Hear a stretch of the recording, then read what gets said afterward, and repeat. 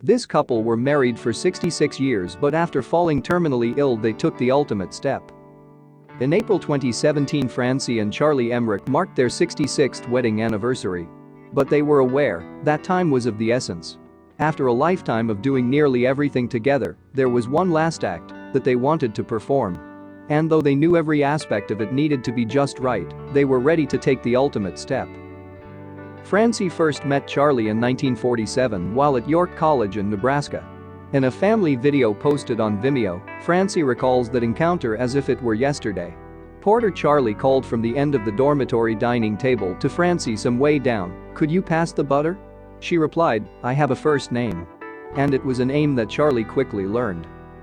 Charlie and Francie soon knew that they wanted to get married.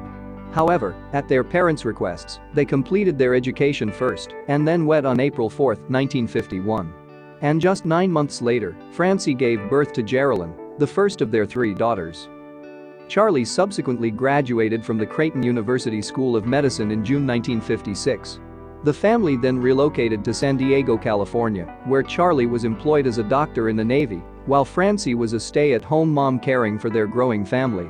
And it was in San Diego that they met a medical missionary.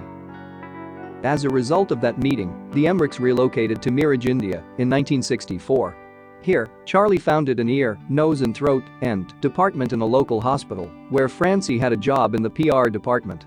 They returned to the US in 1972, when Charlie secured a post as chief event in a Portland, Oregon, medical facility. He remained there until his retirement in 1990. The Emericks, then, had led what appeared to be a fairy tale life. They'd lived in places that they'd never even heard of as youngsters, much less dreamed about. They raised 3 daughters. And they pretty much did everything together. But in 2006 things would take a turn for the worse. It was discovered that Charlie had developed prostate cancer.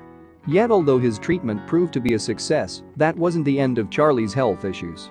In fact, with the couple by now well into their 70s, their physical and mental well-being was likely to decline. 6 years after his cancer treatment, Charlie was further diagnosed with Parkinson's disease, an illness that he'd shown signs of for some time. The condition is a degenerative disorder in which the brain gradually ceases to function over time. Through it all, though, as always, Francie was right there with him.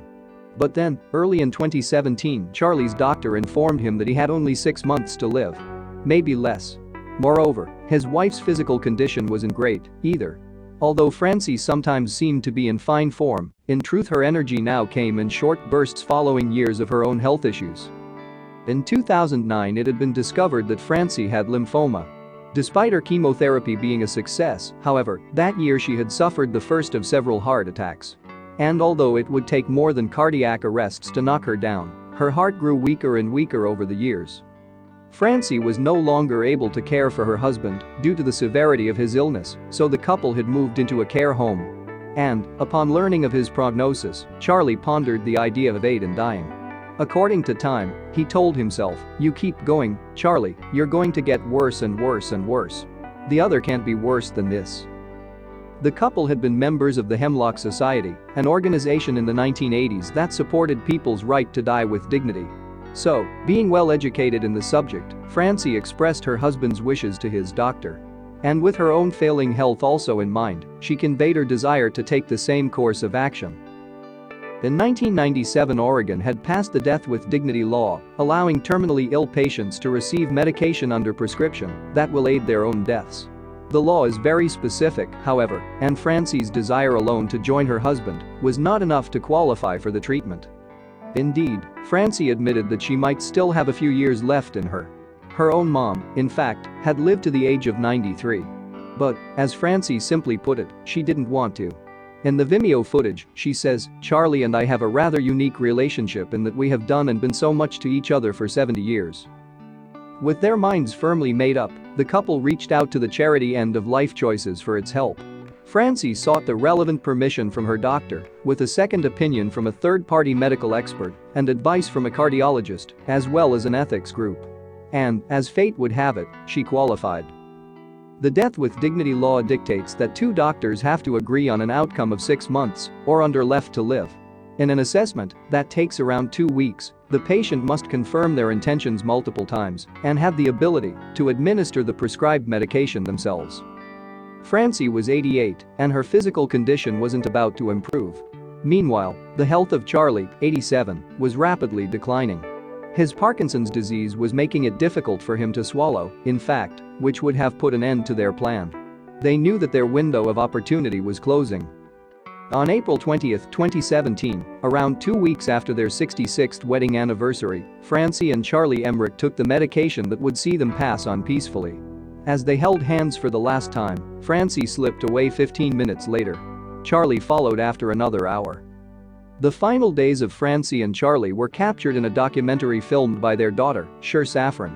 They had no regrets, no unfinished business, Safran told The Oregonian. It felt like their time, and it meant so much to know they were together. Originally intended as a family keepsake, the documentary was made public a year later. The video shows Charlie saluting as he's pushed away in his wheelchair.